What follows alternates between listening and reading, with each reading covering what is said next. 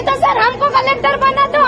दोस्तों, social media पर 28 second का एक वीडियो शेयर कर यह दावा किया जा रहा है कि झबुआ की इस आदिवासी लड़की को 2 दिन के लिए कलेक्टर बनाया गया है। इस लड़की का नाम निर्मला चौहान है और यह झबुआ जिले में रहकर कन्या विश्वविद्यालय से अपने BA फर्स्ट ईयर की पढ़ाई कर रही है। जैसा कि सोशल मीडिया पर वायरल कई वीडियोस में ऐसा दावा किया जा रहा है कि निर्मला चौहान को झबुआ जिले का 2 दिन के लिए कलेक्टर नियुक्त किया जाएगा।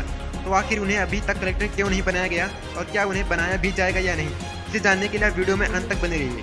पहले आप इस लड़की का वायरल वीडियो देख लीजिए कि आखिर इसने झबुआ के जिला कलेक्टर सोमेश मिश्रा से क्या कहा। नहीं तो सर हमको कलेक्टर बना दो, हम बनने के लिए तैयार है, सबकी मांगे पूरी कर देंगे सर। आपको नहीं, आप कर नहीं पाते तो किसके लिए बनी है सरकार? जैसे कि हम भीख मांगने के लिए यहाँ आए हैं,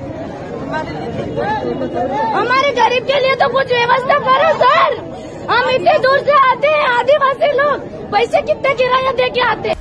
वायरल वीडियो में लड़की बोल रही है कि सर अगर आप कुछ नहीं कर सकते तो हमको जिला कलेक्टर बना दो, हम कलेक्टर बनने के लिए तैयार हैं और सबकी मांगे पूरी कर देंगे। हम आपको बता दें कि NHUI प्रदर्शन के दौरान किसी यूजर ने इस छात्रा निर्मला चौहान का एक फेक पोस्टर बनाकर सोशल मीडिया पर अपलोड कर दिया और उस पर लिख दिया कि 2 दिन के लिए बनेंगी निर्मला चौहान झबुआ जिले की कलेक्टर, जिसकी वजह से यह पोस्टर सोशल मीडिया पर धमाल मचा रहा है।